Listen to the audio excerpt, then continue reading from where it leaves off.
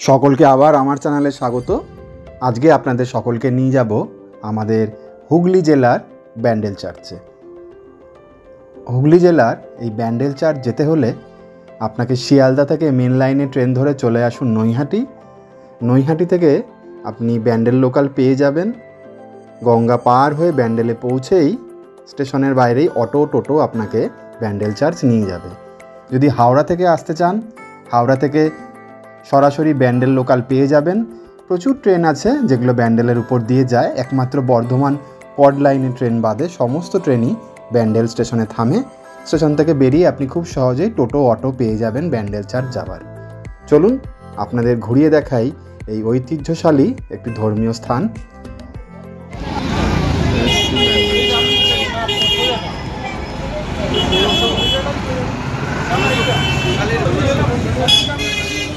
এই রাস্তাটা দিয়ে আমরা আসলাম।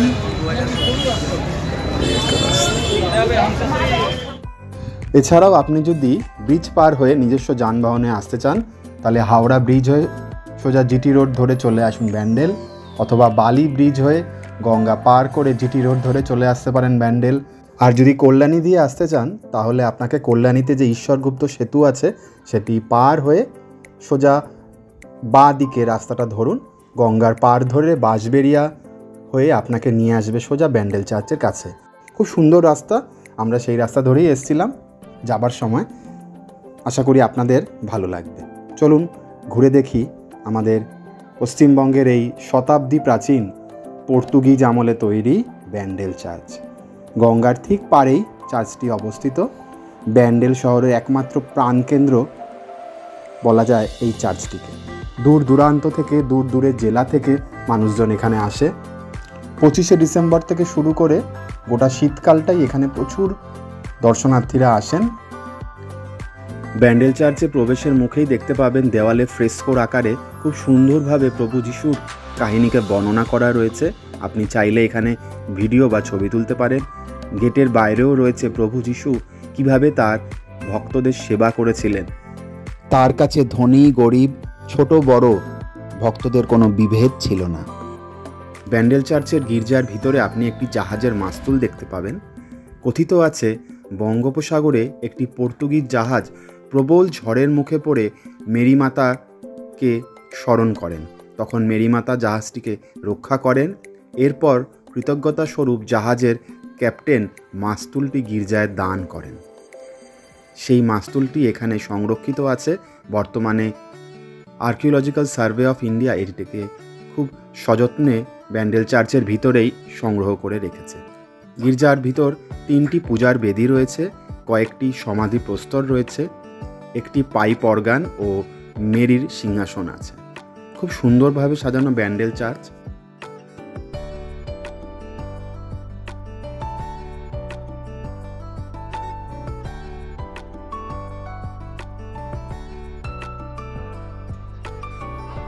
প্রত্যেকটি জায়গাতেই এখানে খুব সুন্দরভাবে প্রভু যিশুর কার্যকলাপকে আমাদের সামনে ফুটিয়ে তোলা হয়েছে।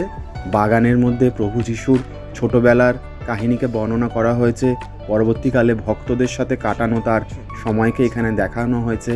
তার ধর্ম প্রচারের বিভিন্ন কাহিনীকেও বর্ণনা করা হয়েছে। আর দেখতেই পারছেন শেষ অবধি যখন তিনি ষড়যন্ত্রের শিকার হন এবং তাকে ক্রুশবিদ্ধ করা হয় তারও এখানে বর্ণনা রয়েছে।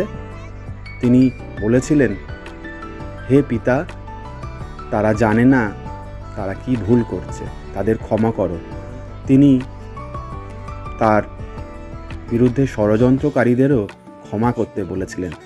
আসলে তিনি বলতে চেয়েছিলেন তারা না বুঝেই এত বড় একটা কাজ করতে চলেছে। এখানেই যিশুর উদারতার প্রকাশ পায়।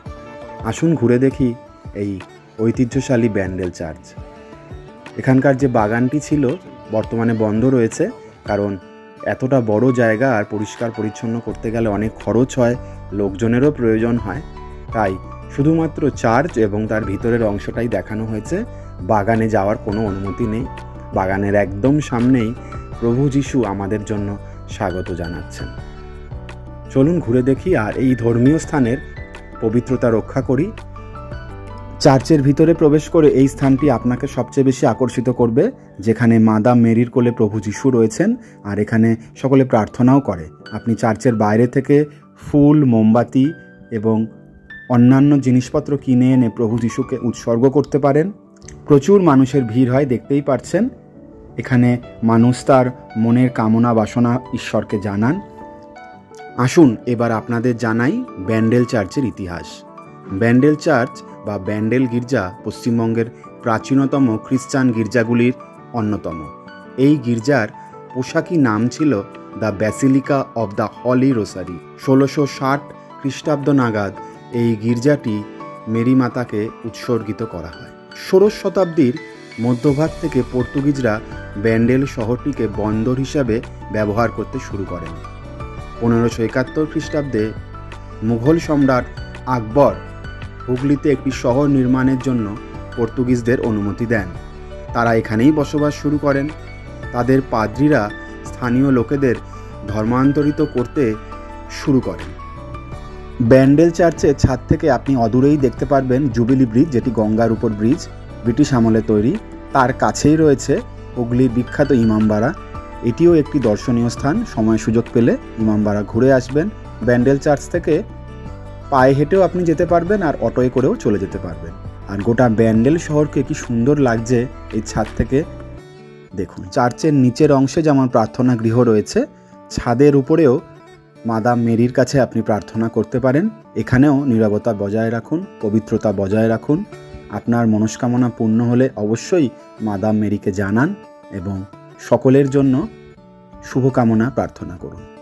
চার্চের ছাদ থেকে নিচে সমাধিস্থল দেখা যাচ্ছে। এখানকার বিশিষ্ট পাদ্রীদের এবং ধর্মযাজকদের এখানে সমাধিস্থ করা হয়েছে।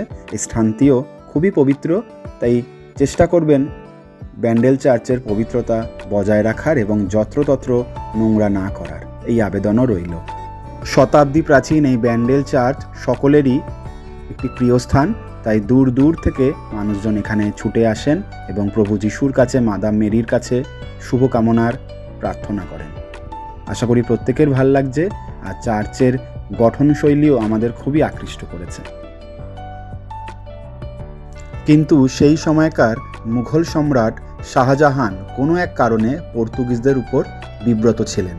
তাই তিনি পর্তুগিজদের শিক্ষা দেওয়ার জন্য এই ব্যান্ডেল চত্বর অর্থাৎ পর্তুগিজ উপনিবেশের কিছু অংশ আক্রমণ করার সিদ্ধান্ত নেন। সেই যুদ্ধে প্রচুর পর্তুগিজরা মৃত্যুবরণ করেন এবং অনেককে বন্দি করে দিল্লি নিয়ে যাওয়া হয়। সেই বন্দীদের মধ্যে কিছু চার্চের পাদ্রীরাও ছিলেন। শাহজাহান ঠিক করেছিলেন জঙ্গলি হাতিদের দ্বারা তাদের পিষ্ট করে মারবেন, কিন্তু প্রভু যিশুর এমনই কৃপা, জঙ্গলি হাতিরা এই পাদ্রীদের দেখে মাথা নত করে তাদের মাথার উপরে বসিয়ে শাহজাহানের সামনে হাজির করেন। এই ঘটনার পর সম্রাট শাহজাহান খুবই আশ্চর্যচকিত হন। তিনি সকল ধর্মগুরু ও পাদ্রীদের সসম্মানে মুক্তি দেন, বাংলায় ফিরিয়ে আনেন এবং চার্চের জন্য বিশালাকার জমি দান করেন, যেখানে এখন ব্যান্ডেল চার্চ রয়েছে। চার্চের ভিতরের অংশে এখানে রয়েছে ডেভিডের রাজ্য অভিষেকের কাহিনী। এছাড়াও নানা জ্ঞানের কথা এখানে লেখা রয়েছে। ঈশ্বরের বিধান ঘোষণা এখানে উল্লেখ করা রয়েছে। কি করে দাসত্বের হাত থেকে প্রভু যিশু সকলকে রক্ষা করেছিলেন সেগুলোও রয়েছে। কিভাবে আপনি ধর্মের পথে চলবেন তার উপদেশও চার্চের প্রত্যেকটি অংশেই দেয়া রয়েছে। মিশরের দাসত্ব থেকে ইসরায়েলের মুক্তির ইতিহাসও এখানে বর্ণনা রয়েছে, কিভাবে তারা মুক্তিযুদ্ধ করেছিল। আব্রাহামের বলিদানের কাহিনীও এখানে রয়েছে, আপনারা পড়ে দেখবেন। মহাপ্লাবন যে হয়েছিল 2340 খ্রিস্টাব্দে, তারও বর্ণনা ব্যান্ডেল চার্চের দেয়ালে রয়েছে। আমি প্রত্যেকটি অংশই আপনাদের তুলে দেখালাম। মানুষের প্রথম পাপ ও ত্রাণকর্তার প্রতিশ্রুতির বর্ণনা রয়েছে। আমাদের এই সুন্দর জগৎ কিভাবে সৃষ্টি হয়েছে তার বর্ণনাও এখানে রয়েছে। আশা করি প্রত্যেকে পড়ে দেখবেন এবং জানাবেন কেমন লাগলো। ব্যান্ডেল চার্চের করিডোরে আমি ঘুরতে ঘুরতে এই সকল স্থান আপনাদের দেখালাম। আশা করি প্রত্যেকের ভালো লেগেছে।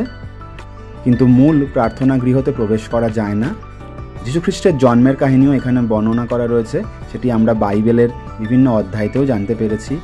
স্বর্গে দূতরা কিভাবে মারিয়ামকে জানিয়েছিলেন যে তার গর্ভেই যিশু আসছেন, শিশুদের প্রতি ঈশ্বর যিশুর যে ভালোবাসা ছিল তারও উল্লেখ রয়েছে। তিনি একই ধারে দয়ালু ছিলেন, তিনি অপরের দুঃখে ব্যথিতও হতেন। তার শিষ্যরা তার পথ অনুসরণ করেছিলেন, তারাও যিশুর দেখানো পথে ভালোবাসার বার্তা ছড়িয়ে দিয়েছিল। প্রভু যিশু প্রত্যেককেই তার সন্তানের মতো বিবেচনা করতেন, প্রত্যেকের প্রতি তিনি আদর ভালোবাসা দিয়ে ভরিয়ে দিতেন। আশা করি আমরা এই সকল বাণী পড়লেই বুঝতে পারবো তিনি অলৌকিকভাবে কিভাবে রুটি বৃদ্ধি করেছিলেন তার কাহিনীও আমরা পড়েছি ছোটবেলায়। জেরুজালেমে যিশুর অভ্যর্থনা যখন হয়েছিল প্রচুর মানুষজন এসেছিলেন প্রভু যিশুকে দেখতে। প্রভু যিশুর জীবনী পড়লে আমরা জানতে পারি যে তিনি সারা জীবনই হতদরিদ্রের পাশে ছিলেন, তাদের প্রতি জীবন উৎসর্গকৃত করেছিলেন। কিন্তু প্রত্যুত্তরে তাকে যখন তার প্রিয়জনদের হাতে ক্রুশবিদ্ধ হতে হয় সেটিই ছিল খুবই বেদনাদায়ক। ক্রুশবিদ্ধ হয়ে প্রভু যিশু 7 দিন পর যখন আবার পুনর্জন্ম পান বা পুনরুত্থান করেন, তিনি তখন বলেছিলেন যে আমার প্রিয় ভক্তগণেরা, তোমরা জানো না তোমরা কি ভুল করেছিলে। তিনি তার পিতা ঈশ্বরকে বলেছিলেন, হে পিতা, তুমি এদের ক্ষমা করো, এরা জানে না এরা কি ভুল করছে।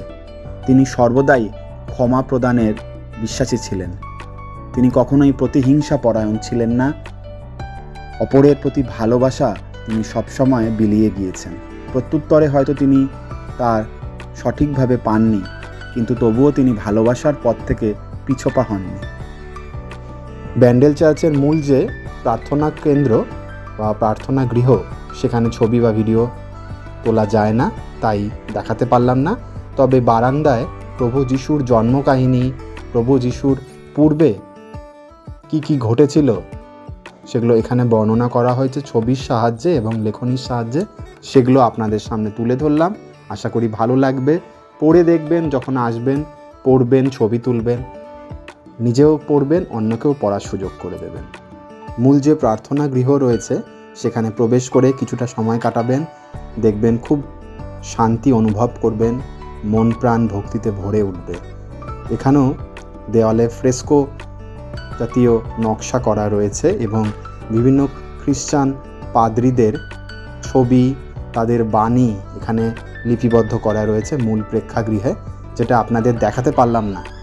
আশা করি ব্যান্ডেল চার্চ ঘুরে আপনাদের ভালোই লাগবে।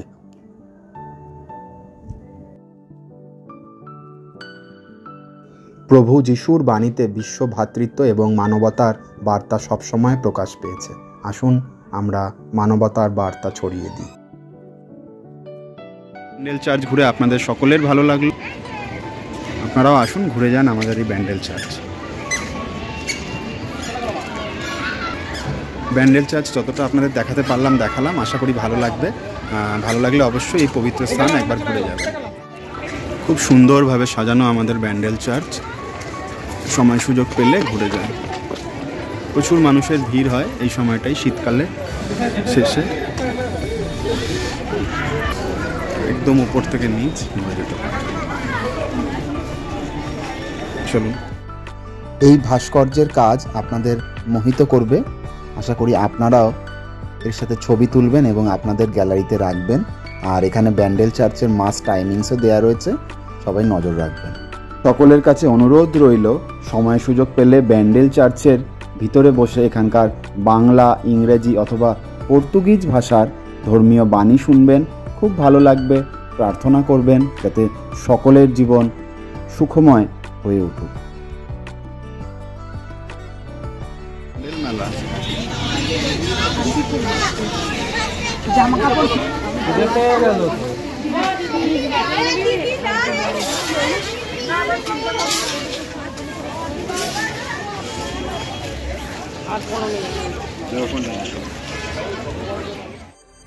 ব্যান্ডেল চার্চের পিছনের গলিতে এই মেলাটি বসেছে। যেহেতু শীতকাল আর 25শে ডিসেম্বরের সময় চলছে, তাই এখানে মেলা বসছেই, প্রচুর মানুষও আসছে। যেহেতু এই রাস্তা দিয়ে গঙ্গার পাড়েও হেঁটে যাওয়া যায়, তাই সেখানে নানা পিকনিকেরও আয়োজন করা হয়ে থাকে। আর মেলার লোকজন তো অবশ্যই এখানে ভিড় জমায়, যেহেতু ব্যান্ডেল চার্চ সামনে। এখানে মেলা আর এরা করছে পিকনিক।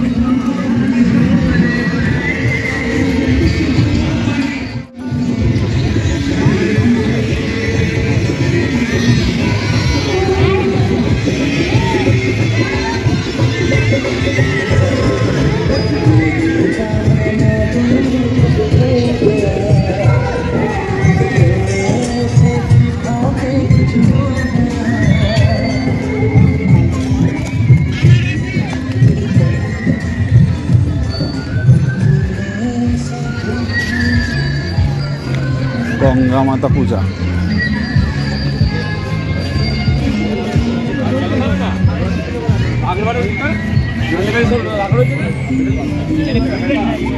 গঙ্গা মাতা পূজা।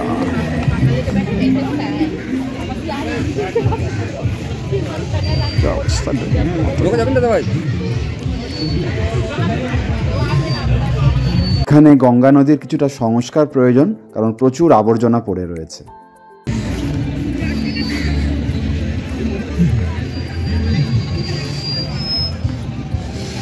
ওই পাটটা নৈহাটি চড়া পড়ে রয়েছে সব, নোংরা।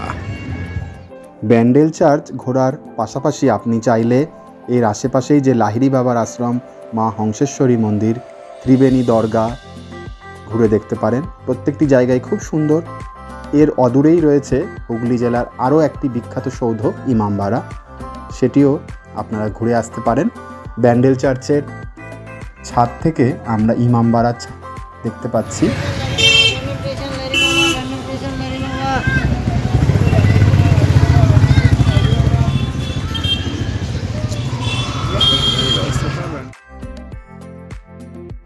ব্যান্ডেল চার্চের বাইরে প্রচুর যানবাহন পেয়ে যাবেন, আপনি নিজ গন্তব্যে খুব সহজেই পৌঁছে যেতে পারবেন। আশা করি আজকের ভিডিওতে আপনারা ব্যান্ডেল চার্চ খুব ভালোভাবে ঘুরতে পেরেছেন এবং অনেক অনেক তথ্য পেয়েছেন। আর আমার চ্যানেলে প্রথম হলে অবশ্যই ভিডিওটা শেষ অবধি দেখবেন, অন্যান্য নানা ভিডিও দেখবেন। আশা করি প্রত্যেকেরই ভালো লাগবে, আর ভালো লাগলে অবশ্যই আমার চ্যানেলটি সাবস্ক্রাইব করবেন।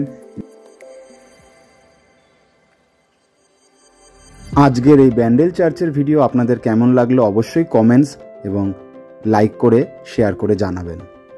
এখন আমরা গঙ্গা নদী বা হুগলি নদী পার হচ্ছি, সেই ভিডিও আপনাদের সামনে তুলে ধরলাম। দেখছেন পাশে একটা নতুন ব্রিজও হচ্ছে। ফেরার সময় আমরা ঈশ্বরগুপ্ত সেতু দিয়ে বাঁশবেড়িয়া থেকে পার হয়ে কল্যাণী চলে আসলাম, তারপর ট্রেন ধরে আগরপাড়া। আবার দেখা হবে পরের কোনো ভিডিওতে। সকলে ভালো থাকবেন, সুস্থ থাকবেন, আর অবশ্যই সময় সুযোগ পেলে আমাদের হুগলি জেলার ঐতিহ্যশালী ব্যান্ডেল চার্চ ঘুরে আসুন, খুব ভালো লাগবে।